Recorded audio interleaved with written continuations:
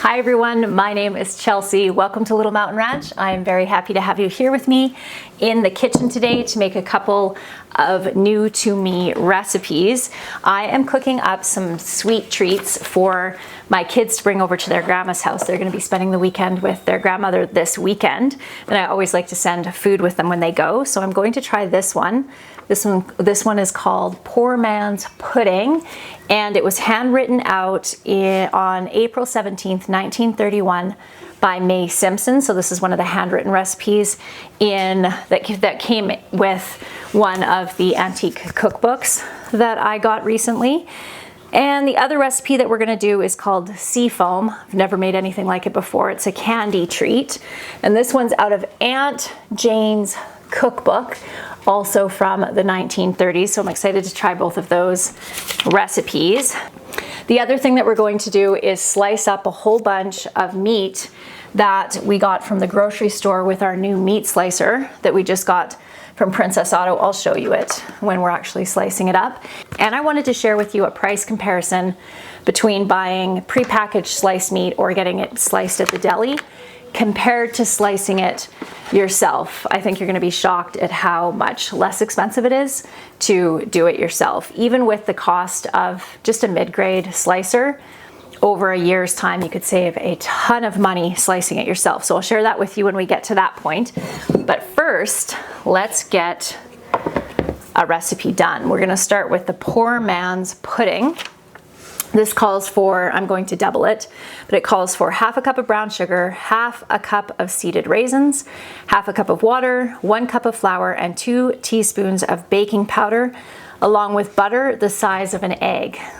Okay, and then the sauce is 3 cups of water, 1.5 cups brown sugar, butter the size of an egg, boil, pour into the bottom of the pan, and pour the batter over top. Bake for 3/4 of an hour, and it doesn't say how hot to have the oven, but we'll go with 350 since that's kind of the standard. And my throat is a little bit scratchy today. I'm getting over a head cold, first head cold of the winter. Everyone else in my house has had a few, but this is the first one that has actually hit me. So I'm gonna have to keep some water nearby so that I can talk. We're going to use my favorite mixing bowl. This is an Ohio stoneware mixing bowl. I love it. I use it at every opportunity I can. And then I also got a new little hand mixer. I have not had a hand mixer in, I don't even know how long, a very, very long time. But I decided that I was going to get one, and so I did, and it's cute. So we are going to use that today. I have been working like a crazy lady over the last couple of weeks, especially over the last few days, to get my membership community all ready to go and to launch on May 1st. That's my goal. Hopefully it works out. And not 2 cups, Chelsea, just 1 cup of brown sugar. And it has been a lot of work, but I hope that you guys are going to really enjoy the content I've put together. So what a membership community is kind of like Patreon or YouTube memberships. They also have a membership option, and it's an opportunity for subscribers to be able to support the creators that they really enjoy, and in turn the creators make extra content for their subscribers. And I had considered doing Patreon. I actually did Patreon years ago for a little bit, but I decided, since I have my own website, that I would just do it off of my own website. And it is a lot of work to do it that way, but I think it's going to be an awesome experience for you guys. So you can keep your eye out for that. I'm really excited about it. Once it's actually launched, I'll do kind of a little demo for you on a video next week so that you can see how it works and what kind of information I'm offering and all that kind of stuff. So I'm a little bit tired. That combined with the cold has kind of worn me out a little bit. Okay, 2 cups of flour and a cup of raisins. I only have Sultana raisins right now, and I am not a huge fan of Sultana raisins. I much prefer Thompson raisins, but since that's what I have, that's what I'm going to use. And butter the size of an egg. What I probably should have done is mixed my butter and my sugar together first. That was not smart of me. So size of an egg. We'll go with that, the size of an egg.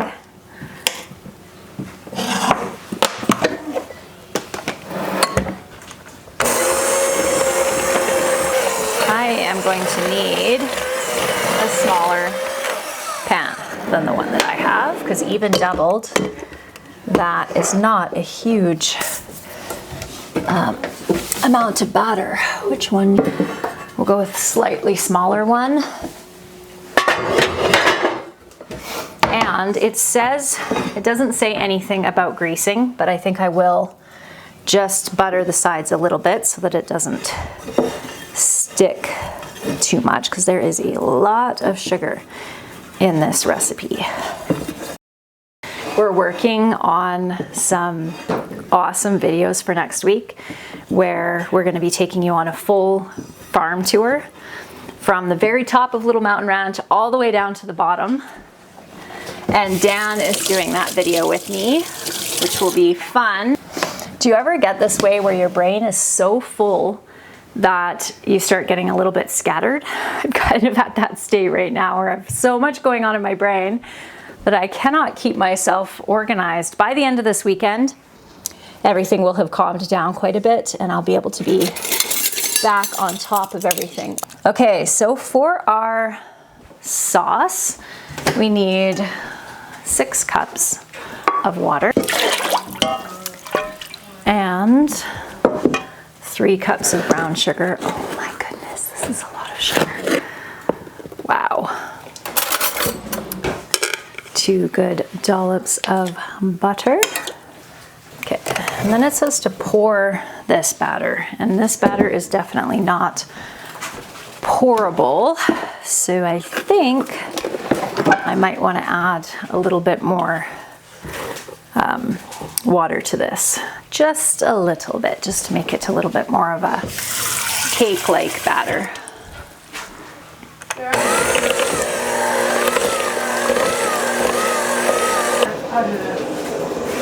So we're going to preheat our oven to 350. You know, now I'm kind of wondering if maybe I have now underestimated the size of pan I need, because this is a lot of the saucy, syrupy bit of this pudding. So now I think maybe I should switch things up and put it, you know what? I can use this one for the Seafoam. So I'll use this one over here because I need a greased pan for that. And I'm going to pull my big one back out again and go with my bigger one. Are you laughing at me? All right, so we're going to pour our sauce in here.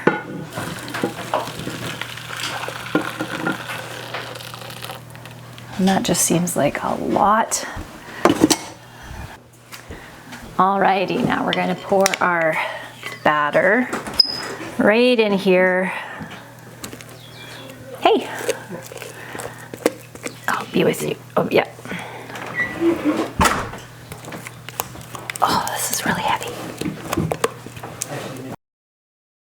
All right, we're going to do the Seafoam, and since the poor man's pudding had so much sugar, I'm only going to do a single batch of this because it also has so much sugar. My mother-in-law is maybe not going to be thanking me for these particular treats with the amount of sugar that's in them. Okay, 2 cups of sugar. 2 cups of sugar. 2/3 a cup of boiling water. But since we have to boil it anyway, we will just put in the water. 1/2 cup of corn syrup. I don't know that I have ever used corn syrup for anything in my life. My daughter was telling me when she was in Sweden, she spent 3 months in Sweden over the winter, that golden corn syrup is actually the syrup that's used on pancakes. Is that the case? I mean, it wasn't the case in the place that she stayed. Anyway, but is maple syrup, do maple trees not grow in that part of the world? I know maple syrup is kind of considered a Canadian thing, but it never occurred to me that it might not be available in Europe. Okay, so we're mixing this up and then we're boiling these until they hit the soft ball stage. So we're gonna put that on here. Soft ball stage is around 230 degrees Fahrenheit. So we'll put the candy thermometer in there, and while that is coming up to temperature, we are also going to find a couple of clean eggs here. And we are going to mix up some egg whites.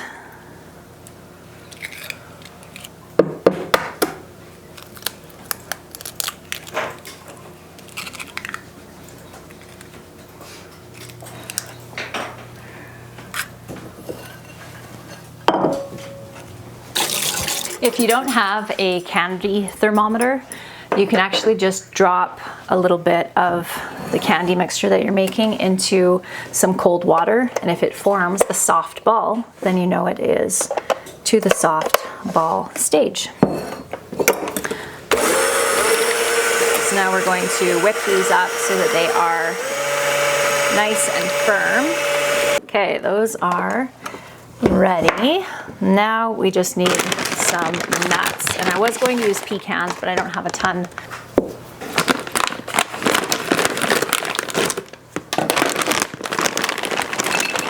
So we need about a cup or so of walnuts. Our candy mixture on top of our egg whites. So I have decided to use a silicone mat rather than my greased pan. So we'll put our silicone mat on a cookie sheet. Okay, so we're gonna add a little bit of vanilla in here and pour our candy mixture .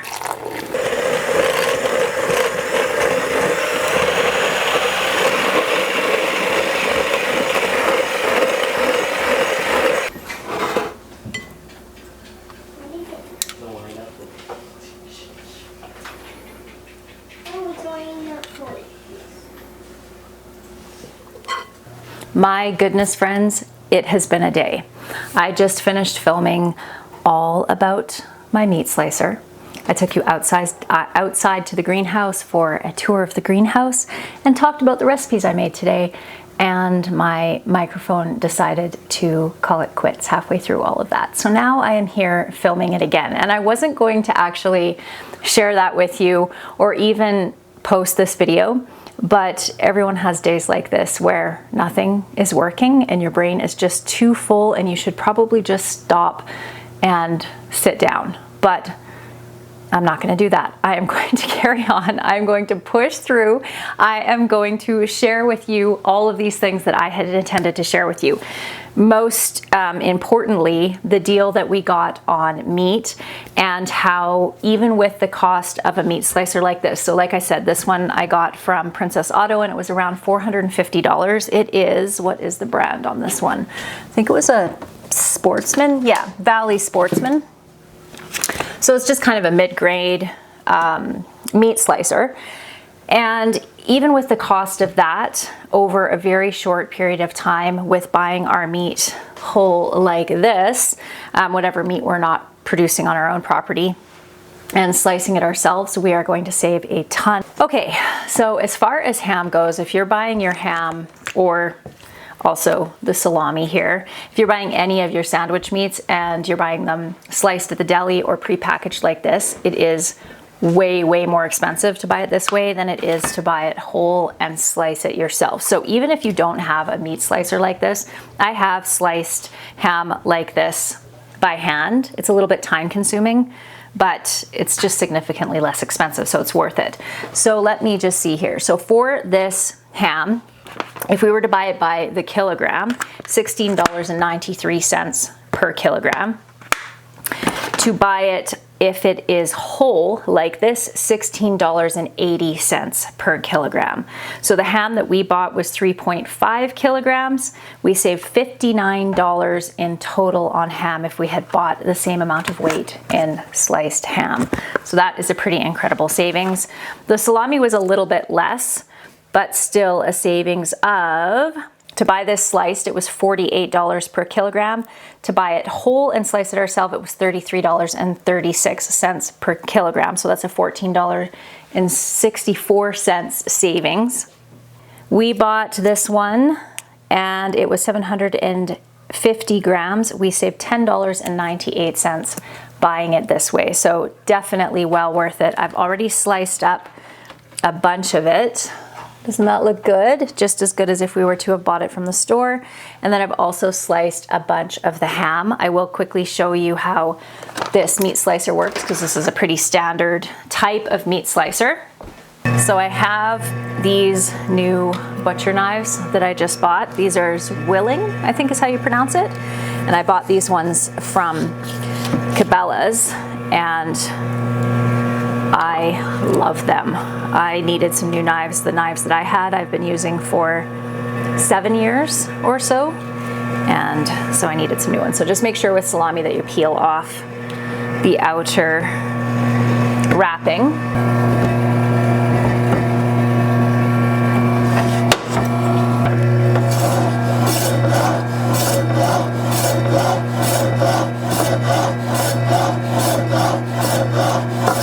With a drier meat like this salami, it is really, really quick. With the meat with a little bit more water in it, like the ham, it is a little bit more sticky. It still works just fine, but it's really fast with dry meat like this. And there we go. Looks pretty good. And for these ends, what I usually do is just make a pile of them and then I chop them up and put them in a Ziploc bag and throw them into scrambled eggs or put them on pizza or anything like that. But I'm gonna eat this because this is my favorite salami. So here is our cake poor man's pudding and it's really, really good. Very simple, very tasty, would be absolutely delicious with some ice cream because of the caramel sauce that's in there. Would taste delicious with ice cream. I've already given it a sample try because I've already filmed this part of this video once. Honestly, what a day. So this Seafoam was a complete and total flop. And it was such a failure that I don't feel like there's any redeeming qualities or that it could be used for something else. The flavor is not great. The consistency of it, I don't even know what that is. It's like gooey instead of like a candy that you could pick up and actually eat. So normally Seafoam is made with baking soda and vinegar, brown sugar and corn syrup, and it kind of foams up and then when you pour it on the pan, it's full of air. Bye, hun. It's full of air and is like a light, airy candy. And this one is called Seafoam, but it's certainly not anything like that. And the flavor is not fantastic. So I would definitely not recommend trying that recipe. However, if you do want to try the poor man's pudding, it is good.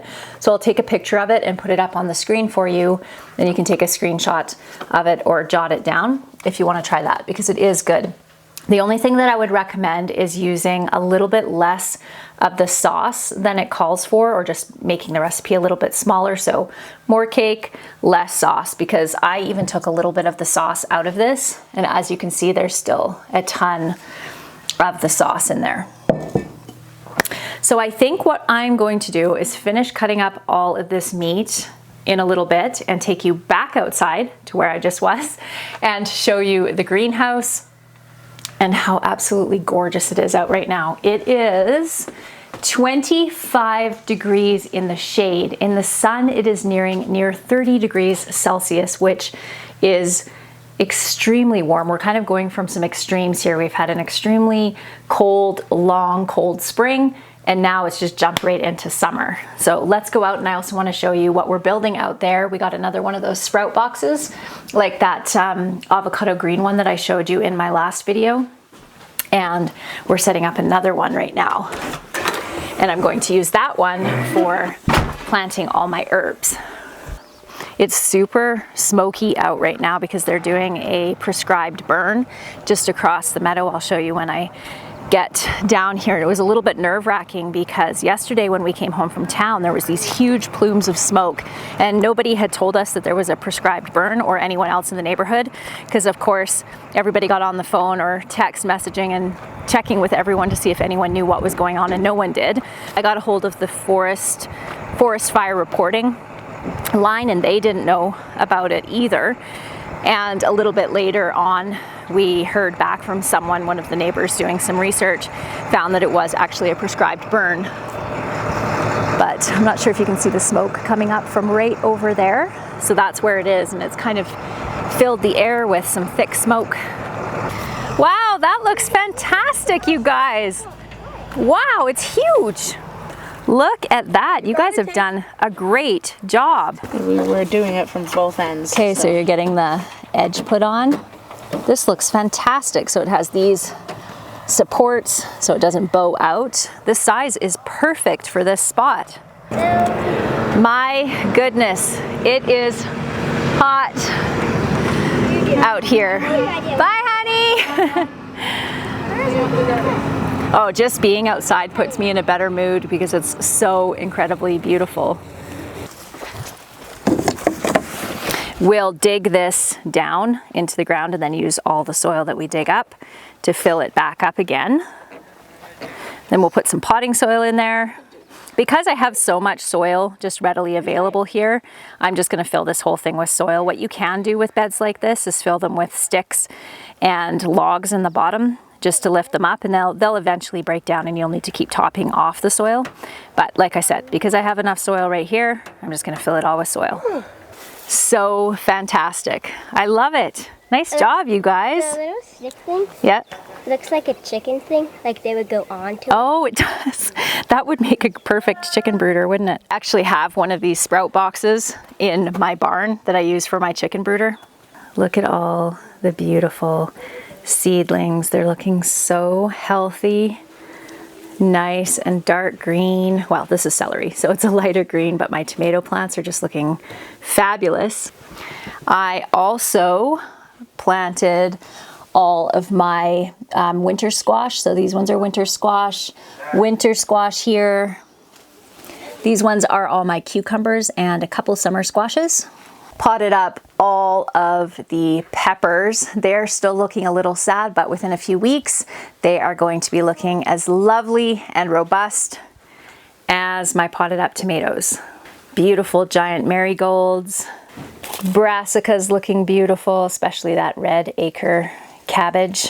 If this weather keeps up, I'll probably be able to plant out all of my onions soon. They can handle cooler temperatures and a little bit of frost. Same with the brassicas, but I want to wait until the nighttime temperatures are up over around 7 degrees Celsius before I do that. I have planted them out before it's warmer like that at night, and it just stunts the growth of the plant, so there's nothing really gained by putting them out earlier. So I think, look at it. It's getting so filled up. Makes me happy. All right, my friends, that is it for today's video. I made it through to the end. Yay! It was a slog, but I did it. I hope that you all have a fantastic day, and I'll see you again next time. Bye.